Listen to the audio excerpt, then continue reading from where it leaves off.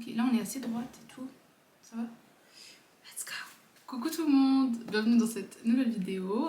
Première vidéo un peu face à face, c'est un peu spécial pour moi, mais je voulais vraiment faire cette vidéo parce qu'on me l'a déjà demandé il y a un moment, vraiment, je crois en décembre, hein, je suis désolée. C'est une personne qui m'a demandé parce qu'en fait j'avais, à l'ancienne quand j'avais TikTok, j'avais mis mes résultats du bac et j'avais très bien réussi mon bac. Et en fait, même à l'année, ça va, j'avais des bonnes notes. Et puis on m'a demandé du coup des conseils pour réussir son bac, sa maturité, parce qu'en Suisse c'est un temps de maturité. Mais du coup, j'avais préparé en plus toute une liste. J'espère que je vais réussir à tout dire assez rapidement pour pas que ce soit trop chiant. Le but c'est plus de rassurer par cette vidéo, de vous dire que si vous êtes là, c'est qu'il y a toujours de l'espoir, que vous pouvez toujours réussir. Et puis je vais tout vous donner, en fait, toutes mes petites astuces pour réussir. C'est parti. Là, on est vraiment bientôt en été et je pense qu'on est beaucoup à avoir des examens. Mais du coup, j'espère que vous avez quand même un peu de temps pour vous y prendre un peu à l'avance. Parce que, en fait, le but, si vous regardez ça en fait une autre période de l'année, c'est toujours de faire ça en avance. Parce que si c'est dernière minute, souvent on a du mal à y croire. Et y croire, c'est très important pour réussir. Donc, s'y prendra, c'est tout. Mais après, c'est jamais trop tard. Ça veut dire que là, s'il vous reste 2 jours, vous dites pas que c'est mort. Il y a toujours un petit espoir. Surtout si vous avez écouté en classe, ok? Je vous conseille d'aller en classe aussi au passage, très très bien, pour retenir les informations et de noter aussi. On commence avec les vraies astuces, ok? Parce que moi je me mêle trop, heureusement j'ai fait une liste. Hein. Donc, premier truc à faire, vraiment, premier truc, c'est de se renseigner sur les objectifs de votre cours. Je sais pas si vous avez plusieurs examens, mais chaque examen a ses modalités d'examen, c'est-à-dire ses propres objectifs et ses propres façons de faire. Du coup, vous vous renseignez sur ce que vous devez faire pour l'examen. Je sais pas, qu'est-ce que c'est un oral, c'est un écrit combien de temps? Est-ce que je dois vraiment consacrer tout mon temps pour ça? Est-ce que je dois plus préparer des fiches ou alors je dois plus apprendre par cœur? Préparer et noter. Moi, je note pour chaque examen sa date, son heure. Qu'est-ce que c'est? Combien de temps ça prend? Est-ce que c'est important pour mon année? Est-ce que j'ai pas déjà assez bonnes notes le reste de l'année? Ensuite, deuxièmement, vous notez du coup pour chaque branche, vu que vous avez noté les modalités, les objectifs, vous notez ce que vous devez faire. C'est-à-dire, moi par exemple, j'ai un examen où je dois vraiment m'exercer sur c'est plus des maths, mais j'ai quand même droit au matériel. Du coup, je vais préparer des fiches avec les calculs et tout. Donc voilà, mettre en gros toutes les étapes que vous avez besoin. Et aussi préparer tout ce que, genre si vous avez raté des cours, si vous voyez qu'un certain chapitre vous avez mal compris, travaillez sur ça. Essayez d'avoir tout votre matériel à disposition. Mais au moins avoir tout le matériel et être sûr de rien rater, ça c'est important. Surtout, il y a des thèmes qui sont plus importants que d'autres, du coup, pas aussi. Il faut aussi savoir sur quoi se focaliser. Vous avez fait votre modalité d'un examen, comme je vous ai dit, vous avez le droit à vos notes, si vous n'avez pas le droit à vos notes. Vous notez vos priorités. Qu'est-ce que vous devez travailler tout de suite, qu'est-ce que vous devez faire après? Moi, ce que je fais en tout premier, genre vraiment longtemps avant les examens, c'est que je prépare mes fiches, genre de résumé et tout, comme ça c'est fait.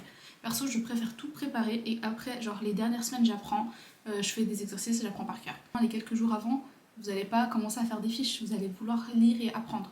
Du coup, préparez votre matériel, que vous ayez tous les cours, que vous ayez rien à rattraper en plus, et comme ça, c'est tout bon.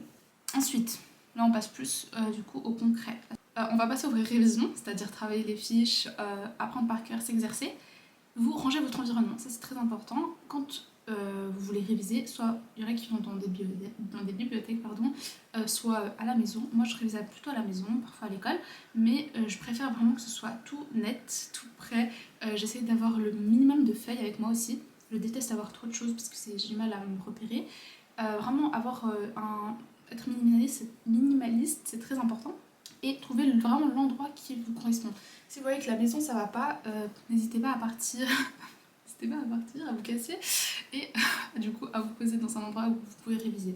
Moi aussi, réviser avec des gens c'est pas si mal, donc si il y a quelqu'un qui peut vous aider, discuter et tout, ou vous motiver à travailler, si pourquoi pas. Moi j'arrive pas à travailler avec des gens, voilà, c'est pas un conseil que je conseille, mais je peux imaginer que ça marche. Ok, ensuite moi du coup vu que je travaille à la maison souvent, je romantise beaucoup ce que mes études en gros, mes révisions. Et je vous conseille de faire ça. En gros, genre vous voyez déjà mes fiches de révision, je les fais assez bien. Genre j'aime bien quand c'est propre et tout, quand c'est net. Moi je révise beaucoup avec de la musique. Moi aussi, j'ai conseillé ça à une amie, elle a pas du tout aimé. Il y a des sons spéciaux pour réviser. Vous pouvez trouver ça sur internet, du piano, quoi que ce soit. Moi ce que j'aime beaucoup quand je révise, c'est de me préparer un thé. Voilà. Je me prépare un thé à côté, je mets un peu de musique et je révise. Et franchement, c'est plus un moment que je kiffe que oh my god, je dois réviser et tout, enfin, c'est chiant. Non, c'est un petit moment, voilà, j'apprends. Ensuite, trouver de l'intérêt dans ce que vous faites. Mais ça, c'est la base, le sens de ce que vous faites. Vous pouvez pas faire quelque chose et ne pas enfin, c'est un peu dans le romantiser, mais vous pouvez pas faire pour faire, parce que vous devez réussir. Enfin, bon, si c'est le cas, je vous souhaite bon courage, mais c'est très important de savoir pourquoi on fait les choses. Et même, moi par exemple, bon là je suis plus dans des études où j'ai choisi ce que je fais. Mais avant, quand j'étais au collège, c'est-à-dire au lycée, en France, il y avait toutes les matières, des trucs que je déteste, l'histoire par exemple. En gros, les trucs comme ça, bah, je me forçais à aimer, genre, je me disais, ah mais c'est de l'histoire, c'est en fait ce qui s'est passé, genre il y a quelques années, enfin, en gros, je force un peu ton mental à aimer. Et puis, bah, je me forçais à aimer, genre même la bio, je me disais, ah mais c'est le corps humain. Bon, bref, pas du tout convaincante la go, mais en gros, j'essaie de me convaincre, je regardais des vidéos YouTube qui sont bien plus intéressantes parfois que certains profs, voilà. Donc je trouve que ça aide beaucoup à être intéressé par la matière et aussi discuter, genre quand avec genre une pote, ah tu sais que genre, il y a quelques années il y avait la guerre du Vietnam avec nanana, avec... Bref, je te l'aide, mais en gros c'est juste pour vous dire que trouver de l'intérêt c'est la base. Et en plus te dire que c'est une chance quand même d'apprendre, d'apprendre certaines choses, enfin essaie plus de voir comme une chance qu'en mode de, ah, je dois apprendre pour l'examen, non je suis en train d'apprendre pour ma culture G, j'ai une chance en fait, une opportunité d'apprendre que d'autres n'ont pas forcément. Genre dites-vous, il y a des gens qui ne sont pas scolarisés ou alors qui n'ont pas ces mêmes voies d'études que vous, n'ont pas cette chance d'apprendre ces choses-là. Vous avez, enfin c'est quand même un apprentissage particulier et qui peut être motivant. Un truc important quand vous travaillez, toujours, il ne faut pas que j'éteigne, je vais me perdre, toujours avoir une feuille à côté. Ouais, ce que vous devez approfondir, donc les matières où vous voyez que... ah non, j'ai pas compris en fait. Genre vraiment on force pour comprendre, mais genre, ah non, là il y a un bug et tout. Vous notez ces thèmes là parce que c'est un peu ceux sur lesquels vous devez prendre plus de temps. Au cas où vous avez des problèmes de compréhension et tout, plus ça veut dire que vous allez apprendre. Enfin, je trouve, voilà, c'est mon avis. Mais il faut pas le voir comme un frein. Genre en fait le fait de se questionner sur un sujet, je jure après vous retenez beaucoup mieux le sujet, alors que si vous apprenez par cœur et vous dites ah mais c'est simple pour moi, c'est peut-être un peu trop de par cœur et vous allez peut-être pas forcément retenir la chose pour l'évaluation ou alors pas bien l'expliquer. Donc moi je trouve que c'est très très bien de se questionner sur la thématique, demander à vos profs si vous avez besoin. Moi j'aime beaucoup faire la liste de questions et dès que je vois un prof je lui pose tout. Et je déteste avoir des questionnements encore en suspens dans ma tête, I can't. Donc vraiment demandez dès que vous pouvez, il faut pas laisser une question en suspens, genre c'est leur taf de répondre à vos questions. Ensuite prochaine étape c'est trouver sa stratégie quand même de révision parce que on fonctionne tous différemment. Je vous mettrai peut-être un gars en barre d'infos, genre il propose plusieurs stratégies et tout. Moi je m'y connais pas trop, mais du coup ma technique, si je peux vous la donner, déjà c'est d'écrire. Parce que écrire je retiens direct quand j'écris. Donc vraiment au papier, pas à l'ordi je peux pas. Ensuite je relis énormément. J'aime beaucoup enseigner comme si j'étais la prof. En gros je parle à quelqu'un comme si j'étais prof. Et pour voir si, là en tant que prof j'aurais peut-être été un peu gênée de pas savoir ça, tu vois. Du coup, j'essaie de bien connaître la matière comme si je devais l'enseigner. Prochaine étape, vraiment j'essaie de faire vite, je suis désolée, mais c'est pour que vous ayez tout. Mais vous faites pause et réfléchissez à chaque fois. Enfin, en réfléchissant en fait à vos manières de travailler, c'est important. Essayez de parler à d'autres personnes, mais quand je dis ça, c'est pas parler pour parler, bien sûr, c'est parler pour... à l'école, c'est important d'avoir une sorte de réseau quand même, genre savoir... si vous en avez pas, vous n'avez pas de potes, vous forcez le truc, ok, vous écrivez aux gens, il n'y a pas de souci, on s'en fout, on est là pour réussir et apprendre. Du coup, vous demandez aux gens. Parfois, en fait, il y a des gens qui savent des trucs que vous savez pas. Et genre, le fait que tout le monde sache un truc en classe et pas vous, ça peut grave vous désavantager. Du coup, c'est important de connaître, enfin, de parler à certaines personnes, de dire ah, mais je sais pas s'il y a un résumé par rapport à ce thème qui pourrait nous aider. En fait, les gens sont mais oui, bien sûr, on a tous un résumé. Et toi, tu savais pas, tu vois. Ça m'est arrivé plusieurs fois. Voilà, donc faut bien en fait coller les gens. Genre, vraiment, faut pas se gêner, on est à l'école, on est tous là, on galère tous en fait. Et c'est chiant de se dire qu'il y a des gens qui vont plus facilement réussir alors qu'ils sont pas plus staffés que vous, c'est juste qu'ils ont des choses que vous n'avez pas. Il n'y a pas de honte ou de gêne, genre on n'est pas là pour... voilà, on s'en fout, c'est très individualiste, mais on est là pour ça. Bref, donc moi je vous conseille vraiment de vous entourer, de pas hésiter à demander aux gens. Après ça veut pas dire que vous allez faire pas de pote avec des gens, moi je suis pas de pote, mais quand j'ai besoin d'un truc, je demande, je m'en fous. Bref, prochaine question, j'ai fait un rap là, prochain conseil. Ok, là c'est bien prendre le temps de dormir, de se reposer. Parce que si vous vous reposez pas assez, vos heures de révision elles vont être très inutiles. Voilà. En fait, plus vous êtes reposé, plus vous allez pouvoir travailler de manière efficace. Mais en gros, vraiment que tout le reste ça soit au carré. Comme je vous ai dit, rangez votre environnement, bien dormir, vous mangez bien. Parce que quand vous avez des petits bugs un peu par-ci par-là, ça peut vraiment jouer sur votre stress. Genre si vous vous alimentez mal parce que vous êtes stressé, mais en même temps le fait de manger mal ça vous stresse. Enfin, c'est un cercle vicieux en gros. Donc vraiment, faites... Oh my god! Wow! Wow! Je suis choquée là. Pardon. Genre, c'est vraiment cette gaffe, je l'ai pas faite depuis que j'avais 6 ans. Je crois que vous me gênez trop. Wow, bref, pardon. Waouh, j'ai perdu en fait le fil là, je sais même pas quoi dire. Voilà, faites en sorte que tout le reste ça va, et puis vous allez voir que vos révisions vont être beaucoup plus efficaces. Donc vraiment, quand je vous dis de dormir 8 heures, voilà, bon, dormez le temps qu'il vous faut bien sûr, il y en a qui dorment 7 heures, c'est 9 heures, dormez le temps qu'il vous faut, faites attention à vous, faites du sport, enfin bref, je vous ai dit, je vous renvoie à l'autre vidéo, mais en gros, vous faites tout ça pour que vos révisions se passent bien. Soyez que vous n'arrivez pas besoin de vous, vous n'avez pas changé. Ah oui, il y a des moments quand on révise, là je parle plus vraiment quand on est en train de réviser, ça va, il y a un blocage, on sait pas quoi faire, on sait pas quoi dire, syndrome de la feuille blanche. Du coup, prenez l'air, faites un tour, faites autre chose, genre aller faire du sport par exemple, et le soir réviser.